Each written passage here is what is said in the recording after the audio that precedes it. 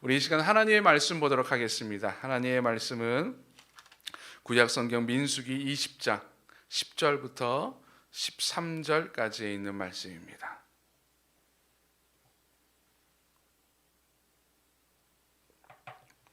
민수기 20장 10절부터 13절까지 있는 말씀, 우리 함께 한 목소리로 봉독드리도록 하겠습니다.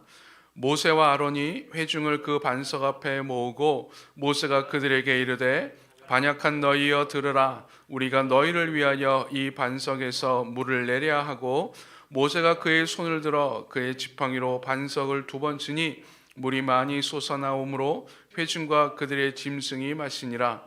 여호와께서 모세와 아론에게 이르시되 너희가 나를 믿지 아니하고 이스라엘 자손의 목전에서 내 거룩함을 나타내지 아니한 고로 너희는 이 회중을 내가 그들에게 준 땅으로 인도하여 드리지 못하리라 하시니라. 이스라엘 자손이 여호와와 다투었으므로 이를 무리바 하니라. 여호와께서 그들 중에서 그 거룩함을 나타내셨더라. 아멘. 여러분, 지난 한 주간 동안 어떻게 사셨습니까? 아마 각자의 삶의 자리에서 열심히 사셨을 것입니다. 열심히 일하셨을 것이고, 코로나19의 위중한 상황 가운데서도 사람들을 만나셨을 것이고, 여러분이 가야 되는 것을 가셨을 것이고, 여러분이 해야 될 공부를 하셨을 겁니다. 근데 여러분, 왜 그렇게 사셨어요? 왜 그렇게 열심히 사셨어요? 왜 그렇게 열심히 공부를 하셨습니까? 왜 그렇게 열심히 여러분이 맡은 일에 최선을 다하셨습니까? 만약에 여러분의 삶에 부족한 것이었고 모든 것이 다 풍성했다면 그렇게 열심히 일하셨을까요? 열심히 하셨을까요? 모든 일에 최선을 다하셨을까요? 아닐 겁니다. 우리가 열심히 일하는 것, 내가 열심히 공부하는 것, 내가 그래도 위험한 상황 가운데서도 내 삶의 자리에서 사람들을 만날 수밖에 없었던 것은 내 삶에 결핍이 있기 때문이었을 것입니다. 결핍, 뭔가 좀 부족하고 뭔가 좀 불편하고 어딘가가 좀 뭔가 모자랐을 때에 그거를 채우기 위한 몸부림, 이것이 바로 우리 삶이 아닐까요? 이것이 아마 우리의 삶의 모습일 것입니다. 우리의 삶은 항상 뭔가가 부족하고 뭔가가 좀 불편합니다. 그래서 그것을 채우기 위해서 우리의 인생의 모든 것을 다 허비하지요. 우리가 배고픕니다. 뭔가가 부족해요. 먹는 것이 부족해요. 그래서 그걸 채우기 위해서 열심히 먹을 것을 찾습니다. 열심히 먹습니다. 우리의 인생에서 물질이 부족해요. 그래서 그 물질을 채우기 위해서 열심히 일을 합니다. 지식이 부족합니다. 열심히 공부해요. 부족을 채우기 위한, 결핍을 채우기 위한 것이죠. 뭔가 좀 풍족했으면, 풍요로웠으면 이러지 않을 텐데, 좀 여유로울 텐데, 좀 편안할 텐데 라고 생각을 합니다. 그래서 우리는 풍요로움, 풍족한 건 좋은 것이고 결핍, 부족한 것은 나쁜 것이다 라고 생각을 합니다. 근데 여러분, 결핍이라는 것이 늘 나쁜 것만은 아닙니다. 결핍을 통해서 우리는 발전을 합니다. 만약에 우리가 모든 것을 만족하고 모든 것을 풍족히 여긴다면 우리의 과학은 발전되지 않았을 것입니다. 우리의 인생은, 우리의 삶의 모습들은, 의학들은 그냥 그 자리에 있었을 거예요. 그러나 우리가 부족하니까, 결핍이 있으니까는 과학이 발전되고 의학이 발전되는 것 아닙니까? 지금 코로나19로 말미암아 많은 사람들이 불안에 떨고 있습니다. 불안에 떠는 이유가 뭡니까? 우리 인간의 신체에 코로나19 바이러스를 대적할 만한 항체가 없었어요. 항체가 결핍되어 있기 때문에 그렇습니다. 우리 인간이 원래 그래요. 근데 그 가만히 있습니까? 이 결핍을 채우기 위해서 모든 의학자들이 지금 연구하고 있잖아요. 백신을 연구하고 있고 치료제를 연구하고 있습니다. 이걸 통해서 바이러스에 대한 우리 인간의 과학이 한 단계 더 발전할 것입니다. 그렇죠? 발전하게 됩니다. 결핍은 우리를 발전하게 만듭니다. 또 하나, 여러분, 결핍이 우리를 집중력을 강화시킨다는 것 아십니까? Psychological Science라고 하는 심리과학 협회지에서 지난 2012년에 소개됐던 연구입니다. 한 피실험자들을 2부류로 나눴습니다. 모든 실험자들이 일단 서너 시간 동안 먹지 못하게 이제 배고픔의 결핍을 느끼게 하고 연구소에 찾아오게 한 다음에 반은 일단 식사를 하게 했어요. 이 결핍을 채우게 했습니다. 반은 계속해서 배고프게 했어요. 그래서 결핍의 상태에 놓아놓습니다. 그리고 식사를 다 마친 이후에 그 사람들을 다시 또 한 자리에 모아놨대요. 한 자리에 모아서 연구를 했는데 어떤 것이냐, 스크린에 어떤 단어를 보여주고 그 금방 사라지게 합니다. 그리고 그것이 무엇인지 맞춰보게 하는 겁니다. 집중력 테스트지요. 어떤 결과가 일어났을까요?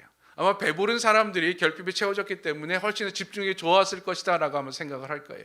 배고픈 사람은 배고프기 때문에 집중력이 현저히 떨어졌을 것이다 라고 아마 예측을 했었을 것입니다. 근데 연구 결과는 그것이 아니었다고 합니다.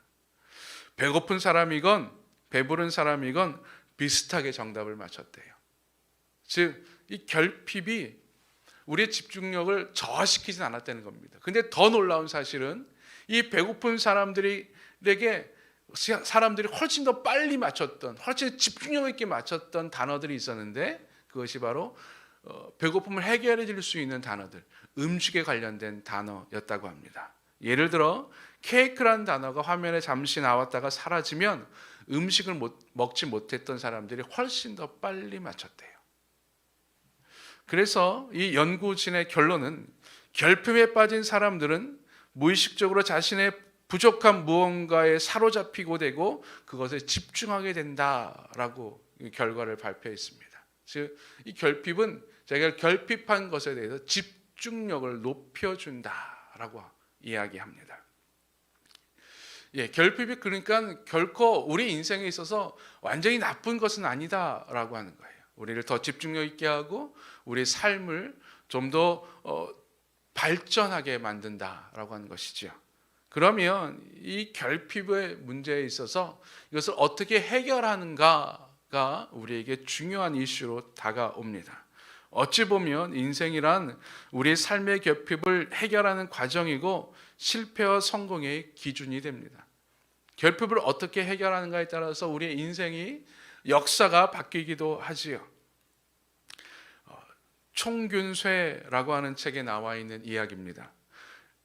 남태평양의 폴리네시아인들이 이제 자기의 살 곳을 찾았는데 뉴질랜드에 있는 북섬과 거기서부터 800km 떨어진 채텀 제도라고 하는 조그마한 섬 제도에 따로 나눠져서 살게 했었다고 합니다. 뉴질랜드 북섬에 살고 있었던 자들을 우리는 마오리족이라고 불려요. 뉴질랜드 북섬은 먹을 것이 풍부했었다고 합니다. 그래서 마오리족이 거기에 정착하면서 풍부하니까 편하게 살게 됐는데 이 풍부함의 결과로 인구가 과잉 상태가 일어났던 거예요. 그러니 먹을 것이 부족하게 됐지요. 이 결핍, 먹을 것이 부족한 것을 결핍을 해결하기 위해서 마오리족이 선택한 방법은 경쟁이었습니다. 전투였어요. 즉 서로 싸워서 남의 것을 빼앗는 방법이었습니다. 반면 채텀 제도에 살게 된 사람들을 우리는 모리오리족이라고 불려졌는데 그들은 이 채텀 제도는 먹을 것이 그렇게 풍족하지 않았다고 합니다. 부족했대요. 결핍인 상태지요. 이들이 이 결핍의 상태에서 선택한 방법은 협력이었습니다. 즉 서로의 먹을 것을 줄이는 것이었어요. 서로 나누는 것이었습니다. 적당한 것으로 서로 양보하는 것이었습니다. 이 결과 마오리족에 있었던 뉴질랜드 북섬은 항상 전투가 끊이지 않았고 이 모리오리족이 있었던 채텀 제도는 평화로웠었다고 합니다. 그러던 어느 날 이 마오리족이 먹을 것을 찾아 헤매다가 채텀 제도를 발견하게 돼요. 거기에는 서로 양보하는 사람들이었었기 때문에 먹을 것이 그렇게 풍족하게 보였습니다. 어느 날 마오리족이 다시 돌아가서 우리가 저 멀리에 있던 섬에는 먹을 것이 풍족하다. 우리 거기서 우리 먹을 걸 찾자. 그래서 이 마오리족이 채텀 제도로 침략하게 됩니다. 결국 1835년 채텀 제도에 있는 모리오리족은 다 사로잡히게 되고 마오리족의 노예로 전락하게 됩니다. 부족한 것을 어떤 방법으로 해결하느냐에 따라서 역사가 바뀐 거죠. 마오리족은 전투를 통해서 힘을 길렀고 채텀 제도에 있었던 모리오리족은 서로 협력, 양보를 통해서 평화를 간직하고 있었지만 결국 힘을 기르지 못했기 때문에 그 민족이 노예가 되었다라고 이야기합니다. 결핍을 어떻게 해소하는가에 따라서, 해결하는가에 따라서 역사가 바뀐다고 하는 것이죠. 즉 결핍의 문제의 해결은 상당히 중요한 문제입니다. 이 중요한 문제이기 때문에 하나님께서 이것을 그냥 두실 리가 만무하시지요. 광야라고 하는 것은 이 결핍의 문제를 어떻게 해결해야 되는지를 배우는 배움의 장이기도 합니다. 오늘 본문은 이제 광야의 막바지 모습입니다. 하나님께서 이 광야의 막바지에 한 번 더 이스라엘 민족의 결핍의 문제를 바르게 해결하기를 원하셨고 훈련시키기를 원하셨는데, 하나님께서 이스라엘 민족에게 내린 결핍의 문제는 바로 물이었습니다. 물 부족이었어요. 물 부족의 상황에 직면한, 결핍의 상황에 직면한 이스라엘이 어떻게 이 문제를 해결하는가. 또 하나의 결핍이 있는데, 부족이 있는데, 불편함이 있었는데, 그것은 바로 모세였습니다. 모세는 마지막까지 그가 의지하고 함께 있었던 자가 그의 누이였던 미리암이었고 그의 형이었던 아론이었습니다. 근데 이 시기에 하나님께서 미리암과 아론을 다 데리고 가십니다. 그리고 모세에게는 너는 이제는 더 이상 가나안 땅으로 너희 백성을 인도하지 못할 것이다 라고 하는 청천벽력과 같은 명령을 하십니다. 불편하고 부족한 것이었죠, 모세에게도. 이 부족의 문제, 이 결핍의 문제를 어떻게 해결해야 되는가? 여러분, 해결의 방법은 많이 있습니다. 각자의 해결의 방법이 다 다릅니다. 그러나 해결의 방법에 있어서 그가 어떤 자세, 어떤 모습으로 그 해결의 방법을 찾고 그 해결의 방법으로 나아가느냐가 중요하죠. 먼저 잘못된 모습을 살펴보기를 원합니다. 잘못된 모습은 첫 번째, 이 결핍이 욕망과 결합해서 더 큰 결핍을 느끼게 합니다. 이스라엘 민족이 물이 부족했어요. 물의 결핍을 느낀 거죠. 우리는 지금 마실 물이 없습니다 라고 이야기하면 되는데, 그 부족을 고백하면 되는데, 이 마실 물에 대한 결핍이 그 자기가 갖고 있던 또 다른 욕망을 건드려 버립니다. 그래서 욕망의 결핍으로 연결이 돼요. 20장 5절에 보면은 이스라엘 민족이 이렇게 이야기합니다. 너희가 어찌하여 우리를 애굽에서 나오게 하여 이 나쁜 곳으로 인도하였느냐? 이곳에는 파종할 곳도 없고 무화과도 없고 포도도 없고 석류도 없고 마실 물도 없도다. 지금까지 잘 지내다가, 지금까지 파종할 곳도 없는 것 상관하지 않다가, 무화과 나무 없는 거, 포도 없는 거, 석류 없는 거 별로 신경 쓰지 않다가 물이 부족하다 보니 자기가 부족했었던 것들이 다 연결되는 거예요. 다 보여지기 시작하는 거예요. 그래서 이것도 없고 저것도 없다고 막 이야기합니다. 터져버린 것이죠. 이 걷잡을 수 없게 됩니다. 예, 여러분, 결핍이 또 다른 결핍을 생각나게 합니다. 막 결혼하신 분들은 아실 겁니다. 부부싸움 할 때 서로 다투는 문제가 한 가지가 있어요. 근데 부부싸움은 그 한 가지로 끝내게 하지 않습니다. 이것이 좀 한 가지가 서운하면 그것만 이야기하면 되는데, 그 한 가지 서운한 것에 합쳐서 또 다른 것이 나옵니다. 당신은 나에게 이런 것도 안 해줬잖아, 저런 것도 안 해줬잖아, 당신 나에게 한 번이라도 뭔가 사준 적 있어 라고 이야기합니다. 분명히 사준 것 때문에 화가 난 것이 아닌데, 안 사준 것 때문에 화가 난 것이 아닌데 그것과 연결이 되는 거예요. 즉 결핍은 또 다른 결핍으로 이어집니다. 성형 중독되는 사람들을 우리는 종종 주변에서 찾아보게 됩니다. 처음에는 코만 좀 높았으면 좋겠어, 쌍수만 했으면 좋겠어 라고 이야기합니다. 근데 쌍수하고 나면 어떻게 됩니까? 그걸로 만족합니까? 아니죠. 앞트임하고 뒤트임하고 뭐 별의별 걸 다 하고 싶어요. 턱을 깎고 싶어 해요. 아니 몸조차도 다 바꾸고 싶어 합니다. 왜요? 한 가지의 결핍은 또 다른 결핍을 생각나게 합니다. 이것이 바로 잘못된 해결 방법이에요. 잘못된 해결 방법으로 나아갈 때 느껴지는 첫 번째 모습이지요. 꼬리를 무는 결핍과 더 큰 불만과 불평. 여러분, 지금 내가 어떤 결핍을 해결하려고 하는데 또 다른 결핍, 또 다른 불평들이 막 보여지고 있지 않습니까? 또 다른 내가 부족한 것이 계속 보여집니까? 여러분, 그 자리에서 일단 멈추십시오. 지금 여러분이 가고 있는 결핍의 해결 방법은 잘못된 것입니다. 두 번째, 이 결핍의 잘못된 모습은요, 결핍은 미래에 대한 어두운 전망을 하게 합니다. 미래에 대해서 어두운 전망을 하게 되는데, 20장 4절에 보면은 이스라엘 민족들이 우리는 지금 마실 물이 없어요. 그래서 우리가 어떻게 될 건지를 이렇게 이야기합니다. 4절에 보니까 이렇게 말합니다. 너희가 어찌하여 여호와의 회중을 이 광야로 인도하여 우리와 우리 짐승이 다 여기서 죽게 하느냐. 이들은 물이 부족으로 인해서 우리는 죽게 될 것이다 라고 판단을 한 거예요. 생각을 한 거예요. 이들이 40년간 광야에서 살아가면서 부족함을 느낀 게, 결핍을 느낀 게 이번 한 번뿐이 아니었는데, 뭐 광야 초기에도 물이 없었고요, 먹을 것이 없었고요, 힘들었어요, 어려웠어요.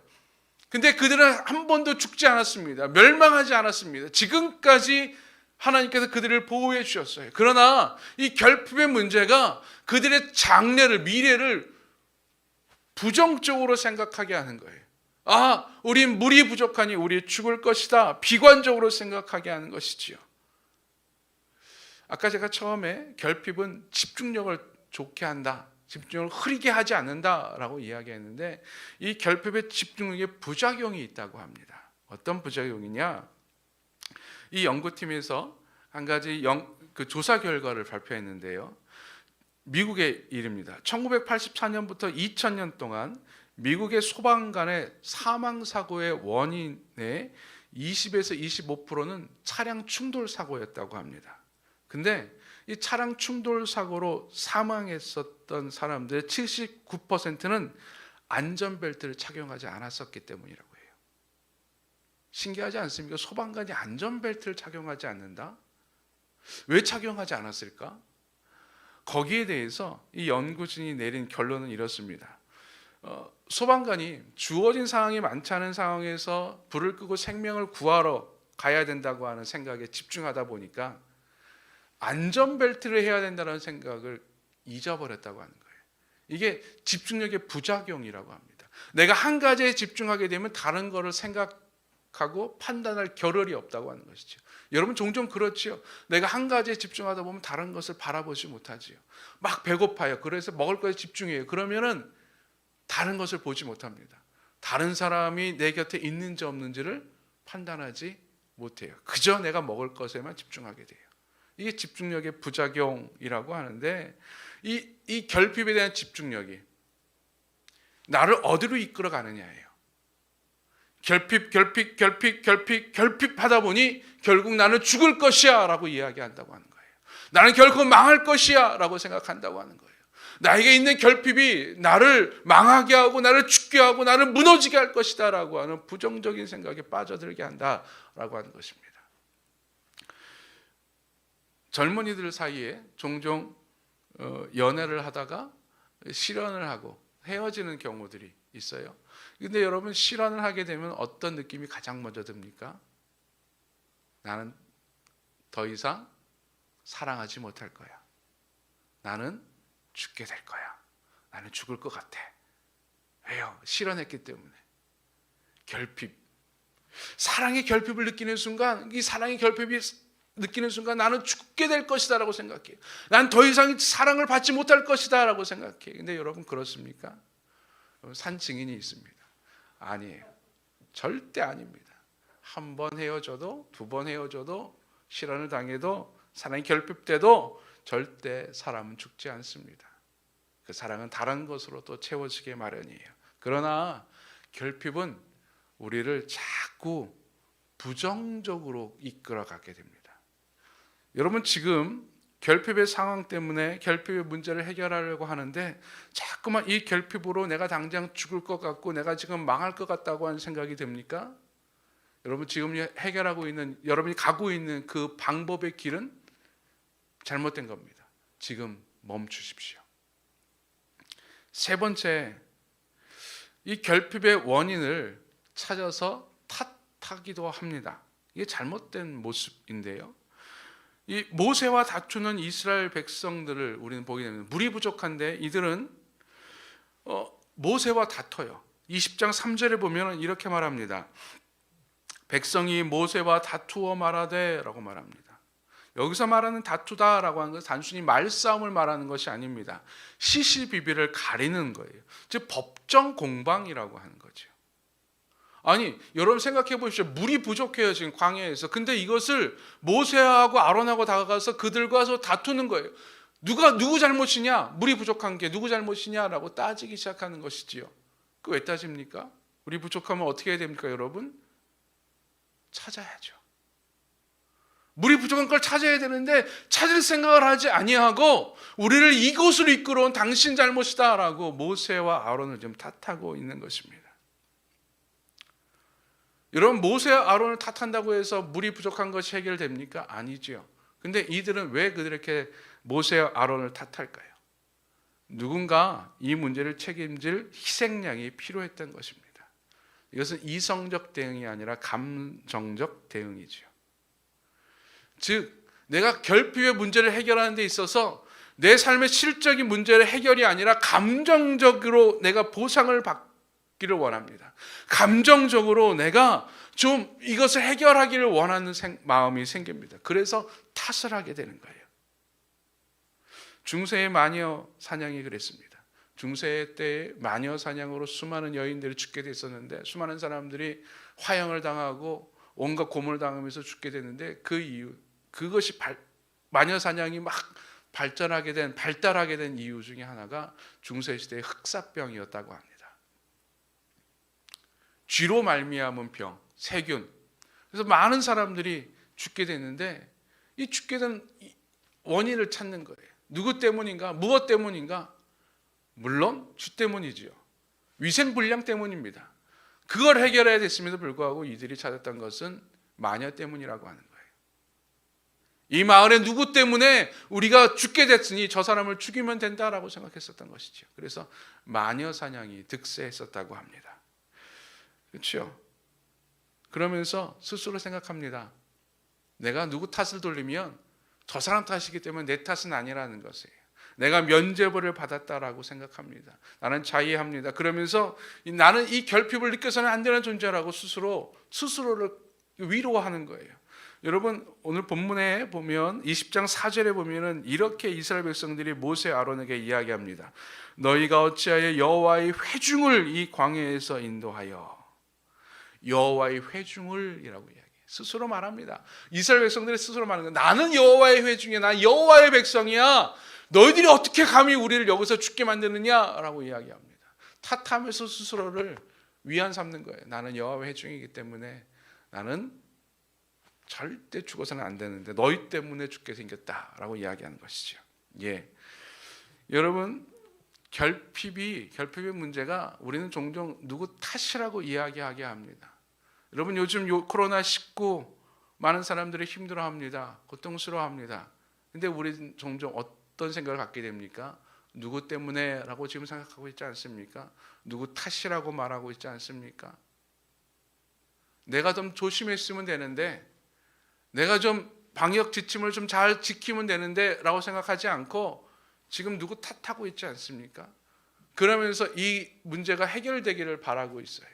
이 결핍의 문제가, 부족의 문제가, 불편한 문제가 해결되기를 바라고 있습니다. 나는 괜찮은데 저 사람 때문이라고 이야기합니다. 여러분, 지금 결핍의 문제를 해결하려고 하는데 자꾸 누구 때문이라고 생각이 들고 자꾸만 하나님에 대한 불신의 생각이 들면은 여러분, 지금 여러분이 해결하고 있는 그 방법은 잘못된 겁니다. 멈추십시오. 이스라엘 백성들 잘못된 방법으로 해결하려고 하다가 보니 이러한 모습들이 드러나게 됐었던 것이죠. 그러면 하나님께서 원하시는 바른 모습은 무엇입니까? 바른 모습은 먼저 기도입니다. 우리는 읽진 않았지만 우리 20장 6절에 보면은 이렇게 표현하고 있습니다. 모세와 아론이 회중 앞을 떠나 회막문에 이르러 엎드리매.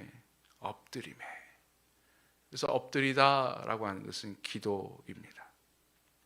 결핍으로 인해서 마음이 상했어요. 누구 때문이라고 하는 욕을 들어서 마음이 상했어요. 모세와 아론도 목이 말라요. 이 문제를 어떻게 해결합니까? 이스라엘 백성과 똑같이 너희도 그런 어렵냐? 나도 어렵다. 너희들이 힘들다. 나도 힘들다. 이게 다 내 탓이냐, 너희들 탓 아니냐라고 이야기할 수 있었을 것입니다. 그러나 모세는 이런 거 다 내려놓고 하나님께 가서 엎드렸습니다.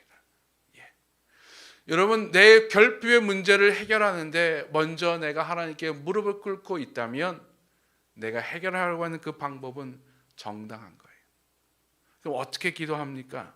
여러분, 하나님께 내 결핍의 문제를 해결하기 위해서 무릎 꿇을 때, 엎드릴 때 그냥 기도한다고 생각하지 마세요. 내 모든 것을 다 쏟아붓는 것입니다. 마치 시편의 수많은 기자들이 하나님께 기도했었던 것처럼 탄식하며 기도하는 거예요. 하나님께 부르짖으며 기도하는 거예요. 내 감정을 다 쏟아부으며 하나님께 기도하는 것입니다. 결핍의 원인에 집착하는 것이 아니에요. 여러분, 탄식 기도와 하나님께 하는 기도와 불평이 다른 점이 있어요. 불평은 내 문제에, 결핍에 내가 집착하게 돼요. 거기에 계속 매달리게 돼요. 그러나 기도는 그의 결핍에 집착하는 것이 아니라 하나님께 집착하게 돼요. 하나님께 하소연하게 됩니다. 하나님께 매달리게 돼요. 하나님께서 해결해 달라고 하나님께 나아가게 됩니다. 이것이 바로 기도예요. 불평과 다른 기도예요. 저는 여러분이 이러한 기도를 통해서 여러분이 가야 될 길을 정할 수 있기를 바랍니다. 여러분이 행할 길을 정할 수 있기를 바랍니다. 모세가 이렇게 기도할 때, 하나님께 탄식하며 엎드려 기도할 때, 솔직하게 기도할 때 하나님께서 방법을 줘요. 내가 가진 지팡이로 반석을 가리켜라. 그럼 반석에서 물이 나오게 될 것이다. 인간이 할 수 없는 방법이죠. 인간이 고안해낼 수 없는 방법이죠. 계속 불평하는 사람들이 생각할 수 없는 방법이죠. 찾을 수 없는 방법이죠. 그러나 기도하는 사람 찾을 수 있는 방법입니다. 기도하는 사람들이 찾을 수 있는 방법은 하나님께서 알려주실 줄로 믿습니다. 저는 여러분이 여러분의 결핍의 문제를 해결할 때에 이렇게 기도함으로 하나님의 방법을 찾을 수 있기를 간절히 축원드립니다. 또 하나의 모습이 있어요. 바르게 결핍의 문제를 해결할 수 있는 바른 자세는 수용입니다. 수용. 우리는 종종 결핍이 욕심과 연결돼서 생각을 합니다. 지금 뭔가 내가 부족해요, 불편해요. 내 욕심이라고 생각합니다. 그래서 진정한 그리스도인들은 자족해야 된다고 말을 해요. 그렇죠? 내가 부족해도 이건 괜찮아라고 말합니다. 그래서 내가 지금 가지고 있는 것에 만족하라고 말합니다. 최소한의 것에 만족하라고 말합니다. 근데 여러분, 이 최소한의 것으로 만족하는 것, 내가 지금 가진 것으로 만족하는 것이 어느 정도입니까? 어디까지입니까? 사람은요, 하나님께서는요, 우리를 다 개성 있게 창조하셨어요. 다 달라요. 그래서 만족하는 것이 다 달라요. 가지고 있는 것이 다 달라요. 그러면 주어나 자족함이란 무엇인가? 이것을 우리가 기억해야 될 것은, 이 자족한다라고 하는 것은 주께서 베풀어 주실 것을 기대하며 자족하는 거예요. 즉, 내가 지금 뭔가 결핍되어 있지만 내가 그것이 필요하다면 하나님께서 채워주실 것이다 라고 하는 것에 대한 자족이에요. 지금 내 손에는 없지만 내가 그것이 필요하다면 하나님께서 나에게 베풀어 주실 것이야 라고 하는 하나님에 대한 기대에 대한 자족이에요. 이런 거로 생각하면 됩니다. 내가 지금 배가 고파요. 근데 집에 가면 먹을 것이 있어요. 집에 가면 배부를 것이 있어요. 자, 그러면 나의 이 배고픔이 나를 지금 힘들게 하고 고통스럽게 하지만 집에 가면 먹을 것이 있다는 기대감 때문에 이 불편함을 참을 수 있게 되죠. 왜? 1시간만 있으면 집에 가는데. 그러면 요즘에 휴가도 잘 가기 힘드시지만 고속도로 달릴 때 갑자기 화장실을 가고 싶어요. 어려워요. 막 참을 수가 없어요. 근데 고속도로 편말에 5km 휴게소, 그럼 어떻게 됩니까? 그때부터 마음이 편해져요. 5km만 가면 5km 몇 분 정도일까? 3분? 2분? 까짓것 그 정도는 참을 수 있지. 여러분, 이게 자족이에요. 하나님 안에서의 자족. 하나님께 나에게 베풀어 주실 것이라고 하는 기대를 갖고 있는 것. 모세 결핍이 있었어요. 미리암도 데려가고요, 아론도 데려가고요. 하나님께서 너는 가나안 땅에 들어가지 못해 라고 말씀하셨어요. 얼마나 힘들었을까요? 얼마나 어려웠을까요? 그러나 그는 그것을 수용했습니다. 왜 그런지 아세요? 하나님께서 필요하시면 하나님께서 채워주실 것이기 때문에, 하나님께서 가져가신 것이라면 지금 그것은 나에게 필요 없는 것이기 때문에, 즉 하나님께서 나에게 결핍을 허락하신 것이라면 이 결핍이 지금 나에게 필요한 것이라고 고백하는 거예요. 지금 한국교회가 수많은 결핍 가운데 있습니다. 어려운 가운데 있습니다. 이걸 어떻게 해석을 해야 될까? 어떻게 나아가야 될까요? 이 결핍을 한국교회는 담담히 수용해야 돼요. 사회의 질타를 한국교회는 담담히 받아들여야 돼요. 왜요?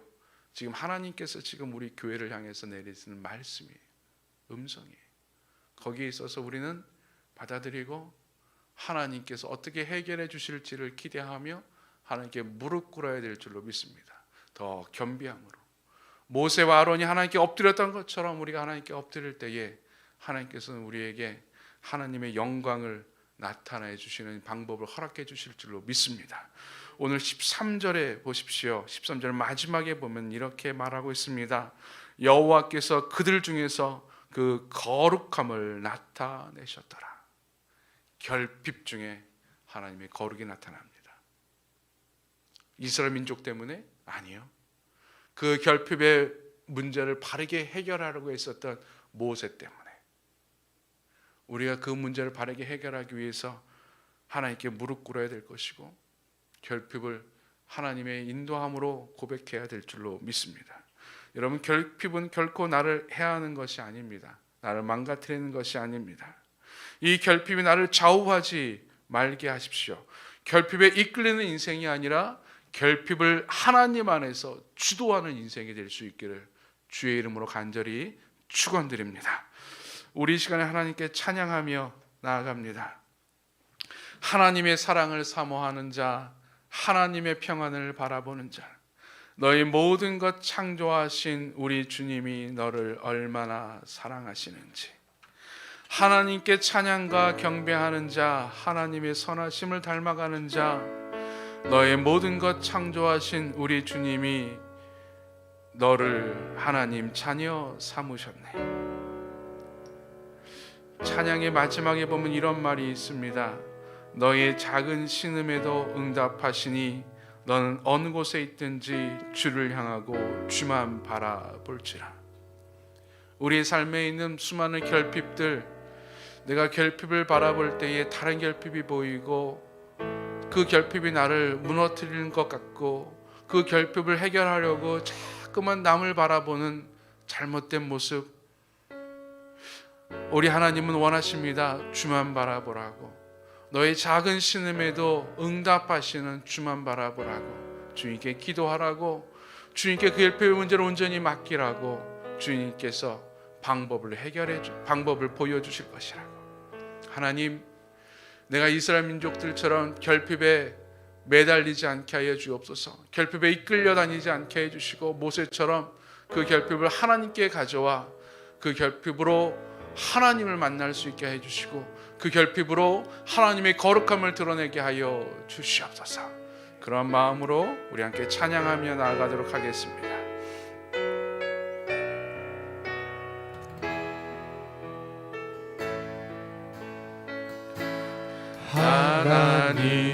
하나님의 사랑을 사모하는 자, 하나님의 평안을 바라보는 자, 너의 모든 것 창조하신 우리 주님이 너를 얼마나 사랑하시는지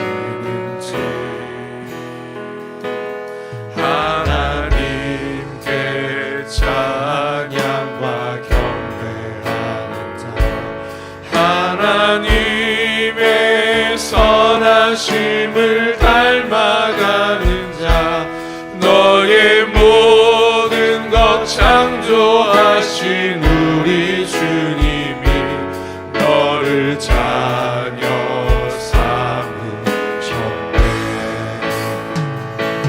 하나님 사랑의 눈으로 너를 어느 때나 바라보시고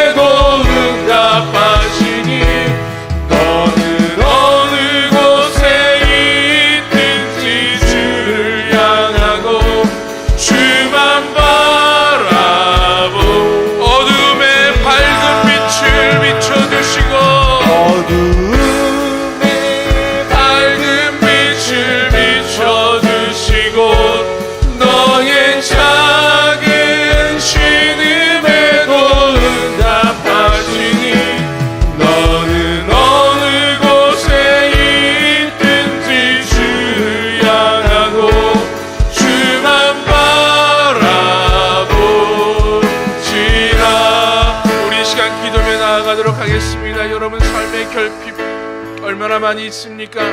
얼마나 많이 나를 힘들게 합니까? 그 결핍의 문제, 불편함의 문제, 부족의 문제, 어려움의 문제. 그러나 그 문제가 나를 죽이지 못할 것입니다. 왜냐하면 나의 작은 신음에도 응답하신 우리 주님이 내 곁에 계시기 때문입니다. 하나님이 결핍의 문제를 가지고 주님 앞에 나와 기도하는 자 되게 하여 주시옵소서. 기도하고 일어나 주의 뜻대로 움직이는 자 되게 하여 주옵소서. 주님께서 원하는 그 방법을 사용하게 해주셔서 결핍의 문제가 해결되게 해주시고, 결핍의 문제가 해결되는 그 상황 가운데 주의 거룩함이, 주의 영광이 드러내게 하여 주시옵소서. 결핍이 나를 죽이지 못하게 하시고, 결핍이 나를 망하지 못하게 하시고, 결핍을 극복할 수 있도록 주여 우리 기도 가운데 응답하여 주시고 살 길을 허락하여 주시옵소서. 우리 시간 간절한 마음으로 기도하며 나아갑니다.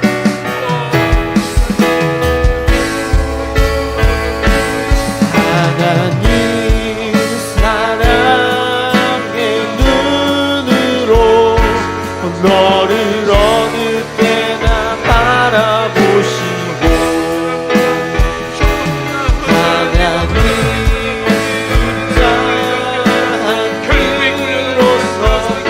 자한으로서 너에게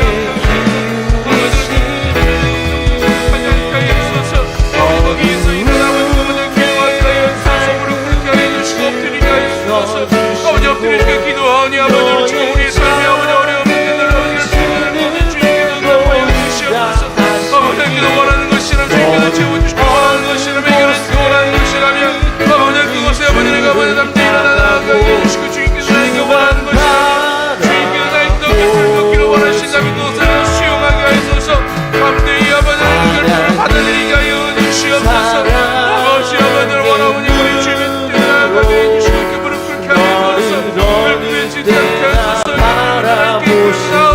어머니 결핍을 아버지는 이끌어 나가게 해주시고, 나를 받고 나가게 하여 주옵소서.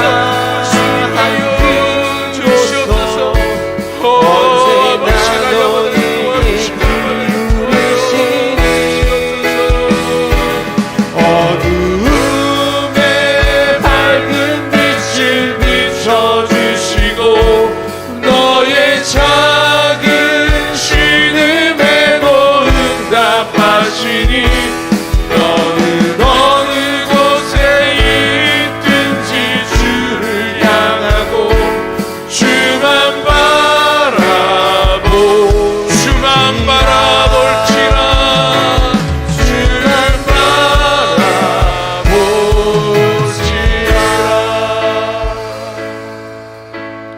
하나님, 우리의 생활에 수많은 결핍이 있습니다. 그러나 그 결핍이 더 큰 불평으로 찾아오지 않게 하소서. 그 결핍이 나를 망하게 할 것이라고 하는 부정적인 생각에 사로잡히지 않게 하소서. 그 결핍이 누구 탓이라고 하는 남 탓하지 않게 하여 주시옵소서. 결핍의 문제가 나에게 다가왔을 때 모세처럼 하나님 앞에 엎드리기를 원합니다. 하나님 앞에 간절함으로 나의 모든 결핍 문제를 아뢰기를 원합니다. 그리고 나서 주의 음성 들으며 일어나기를 원하오니 주님 나에게 말씀하여 주시옵소서. 우리에게 말씀하여 주셔서 이 결핍을 해결할 수 있는 힘을 허락하여 주시고, 용기를 허락하여 주셔서 결핍에 지지 않게 해주시고, 결핍 가운데 임하시는 주의 영광, 주의 능력을 보게 하여 주시옵소서. 예수님의 이름으로 기도드리옵나이다. 아멘. 복음이 전해질 때까지 증인된 삶을 결코 쉬지 않을